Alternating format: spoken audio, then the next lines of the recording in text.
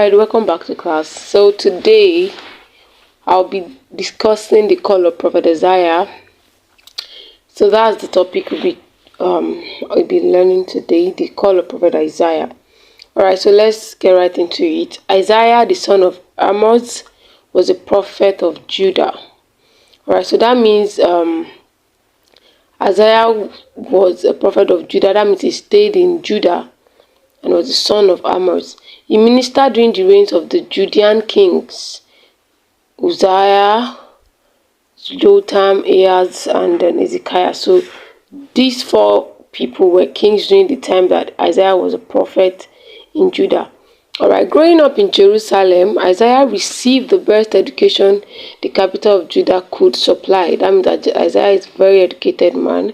He was deeply knowledgeable about people, and he became the political and religious conscience of the nation. When one is a conscience to some, that means you know what your conscience does to you. When you do something bad, your conscience tells you that's wrong. So saying that Isaiah became the political and religious conscience, that means he corrects them when they go wrong. Alright, so don't forget that Isaiah is a prophet in Judah.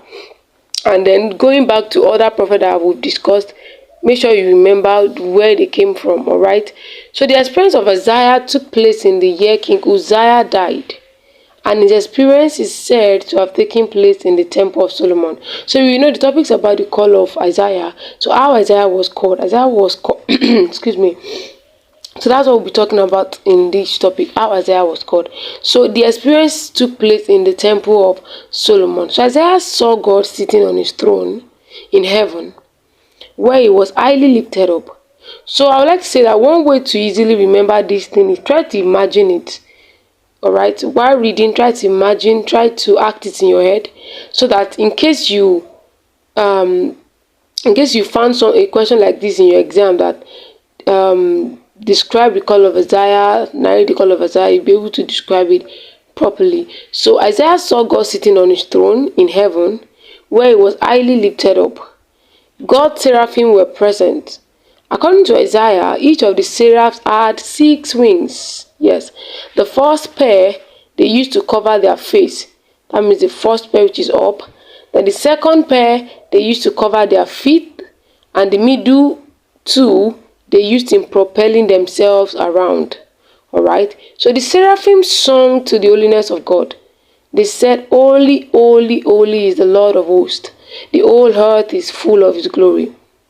As they did so, Isaiah felt the foundations of the temple of Solomon trembling and the place filled with smoke. So while the seraphim were worshipping, Isaiah felt that the temple of Solomon,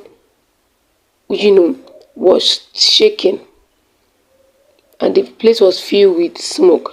So when Isaiah beheld this thing, the king and the Lord of hosts, he felt very unclean before the holiness he was looking at. Like the place, the atmosphere was holy.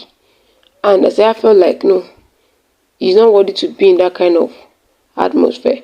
So he acknowledged that he was a man of unclean lips and dwelt among people with the same type of lips. He said, "Woe is me, for I am lost, for I am a man of unclean lips, and I dwell in the midst of a people of unclean lips." The people that I said he dwell among them, they are the what? The Judah. The Judeans rather. People of Judah. That they are people of what? Of unclean lips. And he said he dwell among them, and he said, "Woe is me, for I am lost, for I am a man of unclean lips." And because of what he said, suddenly one of the seraphs took a burning coal from the altar and flew toward Isaiah. He touched Isaiah's lips with the burning coal. The seraph said as he did so, that as the burning coal had touched his lips, Isaiah's guilt was taken away and his sins forgiven. So that act of touching Isaiah's lips with the burning coal, changed the whole situation, made him worthy to be in that presence, made him safe to be in that presence. Alright, so then God doesn't commit sin, so that place is holy. So if someone that is a sinner cannot be in that kind of environment. Alright, so then Isaiah heard a voice calling, "Whom shall I send, and who will go for us?" I think I made a mistake there. It should be us. Alright, according to Isaiah, he said, "Here am I, send me." So Isaiah said he's ready to go. God said, who can he send? And Isaiah said, "Here am I, send me." Then Isaiah was called into the ministry to preach the word of God to the people. Okay, and I also want to add that the name Isaiah means salvation of the Lord. Salvation of the Lord. So his intention was to go preach the words of God to the people. And also, Isaiah had a wife and 2 sons, whose names also describe important part of his prophetic message.